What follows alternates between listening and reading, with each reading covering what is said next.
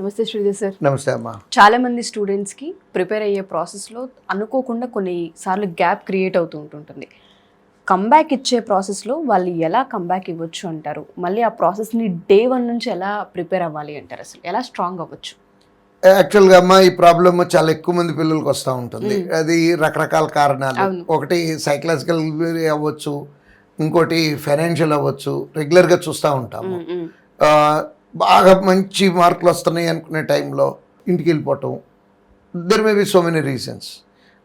మళ్ళీ మనసుకు కష్టం వేసి మళ్ళీ గబగబా 2-3 నెలల తర్వాత రావడం ఇట్లా జరుగుతూ ఉంటుంది. వీళ్ళకి కంబ్యాక్కి ప్రాసెస్ ఏంటంటే అమ్మ, నిజంగా అసలు బ్యాక్ స్టెప్ కూడా పడకుండా ఉండాలి అంటే మన ప్రాసెస్ని పిల్లలు కనుక మన స్టూడెంట్స్ వాడుకుంటే బ్యాక్ స్టెప్ ఈ కంబ్యాక్ అనేది కూడా అవసరం లేకుండా కూడా చేయొచ్చు. ఎట్లా అంటే ఇంటి దగ్గర ఉంటున్నారు, ఆన్లైన్ ప్లాట్ఫామ్ ఉంది మనదే, పిల్లలందరికీ దాంట్లో మాక్ టెస్ట్లు అన్నీ రెగ్యులర్గా ఉంటున్నాయి. ప్రతి ఇంటి దగ్గర కూర్చొని ఇవాళ ప్రతి స్టూడెంట్ దగ్గర మొబైల్ ఉంది, 2 GB రీఛార్జ్ ఉంది, ఇంటర్నెట్కి ప్రాబ్లం లేదు, మొబైల్ ఫోన్. ఏదన్నా మొబైల్ లేదు అంటే 1% 2% ఉన్నారేమో, కానీ most of the students mobile కంపల్సరీగా ఉంది. చక్కగా మొబైల్లో ఎగ్జామ్ రాయటం, ఇంటి దగ్గరే ఉండి ఎక్స్ప్లెనేషన్ లేకపోతే ప్రాబ్లం ఏమి లేదు, కానీ కనీసం ఆ టెస్టులు రాస్తూ ఉన్నారనుకోండి అమ్మా, ప్రాబ్లమ్ అగ్రివేట్ అవ్వకుండా ఉంటుంది. లేదు అసలు అది కూడా కుదరలేదండి అనుకుందాము, ఒక 4 months గ్యాప్ వచ్చింది. దాన్ని మనల్ని మనం మెజర్ చేసుకోవాలి. ఎలా మెజర్ చేసుకోవాలి? రాగానే అయిపోయి ఈ 4 months 5 months గ్యాప్ తర్వాత మళ్ళీ ఇన్స్టిట్యూషన్కి వచ్చి రీస్టార్ట్ వెళ్ళి ల్యాబ్లో కూర్చొని మాక్ టెస్ట్ రాసేయాలి. ఎక్కడున్నాము అనేది తెలుసుకోవాలి. Where I am. కొంత లాగింగ్ వస్తుందమ్మా, కానీ ఒకటి బ్యూటీ ఏంటంటే స్పీడ్ తగ్గుతుంది కానీ సబ్జెక్ట్ ఎక్కడికి పోదమ్మా, గుర్తుంటుంది. ఎస్, స్పీడ్ ఎంత తగ్గింది అనేది జాగ్రత్తగా చెక్ చేసుకొని రిపీటెడ్గా మాక్ టెస్ట్లు, అంటే మనం ఎగ్జామ్స్లో రీ ఎగ్జామ్ అనేది కూడా ఇస్తాము. ఎంత ఎక్కువ ప్రాక్టీస్ చేస్తే అంటే ఆ 4 నెలల దాన్ని మళ్ళీ చెప్తున్నాను, సబ్జెక్ట్ పోదమ్మా. మా మీద మాకు నమ్మకం ఉంది. మేము టీచ్ చేసిన సబ్జెక్టు మర్చిపోవటం అనే పాయింట్ లేదు.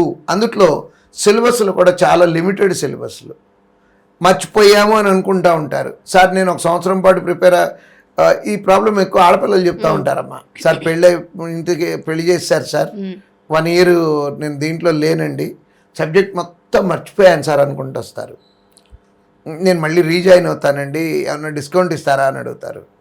నేను దానికి ఏం చెప్పేస్తానంటే పిల్లలకి, అమ్మ మళ్ళీ గప్పుకుని జాయిన్ అవ్వమాకండి, ఫీజులు కట్టి మీ దగ్గర డబ్బులు ఎక్కువ ఉన్నాయేమో కానీ నాకు తీసుకోవటం ఇష్టం లేదని చెప్పి వెళ్ళి ల్యాబ్కి వెళ్ళి ఎగ్జామ్ రాయమని చెప్తారమ్మా. రాసి మళ్ళీ రండి మార్కులు పట్టుకొని. అప్పుడు వచ్చి పిల్లలు, సార్ మర్చిపోయాను అనుకున్నాను కానీ సబ్జెక్టు చాలా వరకు గుర్తుంది సార్, స్పీడ్ రావట్లేదు నాకు అంతే అంటారు.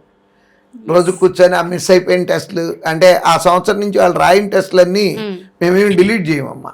వాళ్ళ అకౌంట్లో, పిల్లల అకౌంట్లో అట్లానే ఉంటాయి టెస్టులు. ఎస్. సో ఇప్పుడు ఆ టెస్టులు కూర్చొని మళ్ళీ అంటే మిగతా పిల్లలందరూ ఒక టెస్ట్ రాస్తుంటే ఈ గ్యాప్ వచ్చిన వాళ్ళు 2 టెస్టులు 3 టెస్టులు రాయాలి. అంటే చేయి తిరగటం అంటాం. అంటే ఆ మౌస్ పట్టుకొని ఆ పెన్ను పట్టుకొని లెక్క చేయటం ఒకటే మిస్ అయ్యారు తప్పించి నాలెడ్జ్ యాజ్ ఇట్ ఈస్గా మీ దగ్గర ఉంది. మర్చిపోరు. I'm repeating again and again and again. జరగదు, మర్చిపోవటం అనే పాయింట్ లేదు. సంవత్సరం 2 ఏళ్ళు 3 ఏళ్ళు గ్యాప్ వచ్చినా కూడా గుర్తొస్తుంది. ఒకవేళ గుర్తు రావట్లేదు అనుకుందాము, అంటే నేను ఇంత గట్టిగా చెప్తున్నా కూడా కొంతమంది ఆర్గ్యూ చేస్తారు నాతో, సార్ అసలు నాకు నిజంగా గుర్తు రావట్లేదండి, మీకు మెటీరియల్ ఇచ్చున్నాం మేము, ఆ బుక్ తీసుకొని మళ్ళీ ఒకసారి చాప్టర్ వైజ్ ప్రిపరేషన్ స్టార్ట్ చేయాలి. ఒక 4 రోజుల్లోపు ఆల్ చాప్టర్స్లో ఉన్నటువంటి క్వశ్చన్స్ అన్నీ కనుక సాల్వ్ చేసి మళ్ళీ మాక్ టెస్ట్లు రాయటం స్టార్ట్ చేస్తే డెఫినెట్గా సక్సెస్ అవుతారమ్మా.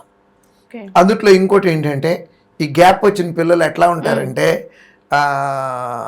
రక్తం రుచి మరిగిన పుల్లులాగా ఉంటారమ్మా.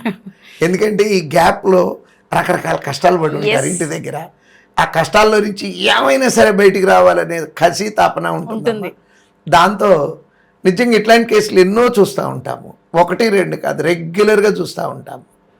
సబ్జెక్ట్ గుర్తు తెచ్చుకోవటానికి మాక్ టెస్టులు రాయటం, గుర్తు రావట్లేదు అనుకుంటే మెటీరియల్ తీసుకొని ఒకసారి చేసి మళ్ళీ మాక్ టెస్ట్ రాయటం, ఇంతే అమ్మ, ఇంక వేరే సొల్యూషన్ ఏం లేదు. ఎస్. సో ఎవరైనా సరే ఈ వీడియో కనుక చూస్తూ ఉంటే మాకు గ్యాప్ వచ్చింది, అన్ఎక్స్పెక్టెడ్గా ఇంట్లో పెళ్లి చేశారు, లేదు అంటే ప్రెగ్నెన్సీ, లేదు అంటే ఇంకేవో కారణాలు ఉంటూ ఉంటాయి పర్సనల్వి, వాళ్ళందరూ కూడా ఒకసారి ఈ ఎపిసోడ్ రిపీటెడ్గా 2-3 టైమ్స్ చూడండి. చాలా పాయింట్స్ మీకు అర్థమవుతుంటుంటాయి. రీస్టార్ట్ చేసే ప్రాసెస్లో ఎలా స్టార్ట్ చేయాలి, ఏ విధంగా ప్రాక్టీస్ చేయాలి, ఎలా రీడ్ చేయాలి అన్న పాయింట్ చాలా క్లియర్గా సార్ ఎక్స్ప్లెయిన్ చేశారు. Thank you sir. Thank you so much.